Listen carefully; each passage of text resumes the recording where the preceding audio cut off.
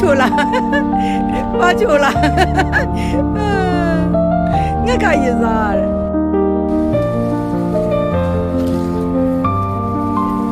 ဟာတကယ်တော့လုံးနေမြိုင်မှဲ့တာတွေချိုလိုက်တော့ဘယ်လောက်ကျန်တော့မလဲပါ